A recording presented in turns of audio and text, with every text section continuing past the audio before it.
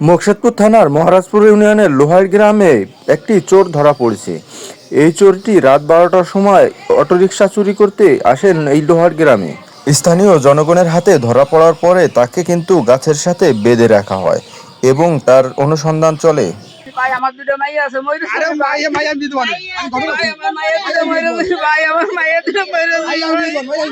ভাই আমার মাইয়া দুটো মইরে দিছি ভাই আমি দিতে পারি কথা হইছে ভাই আমার মাইয়া দুটো মইরে দিছি ভাই আমার মাইয়া দুটো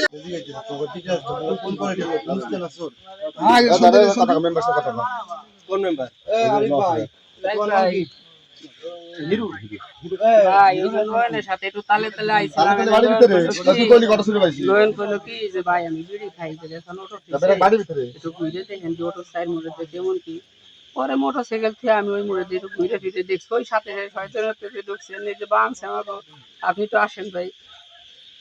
ভাই আমার বউ আমার একবারে মান সম্মান তো শেষ আমার মাইয়া দুটো মেরেছে ভাই আপনি তো আসেন রে হলো ক তুই হলো ক তোরা হলো সুযোগ আছে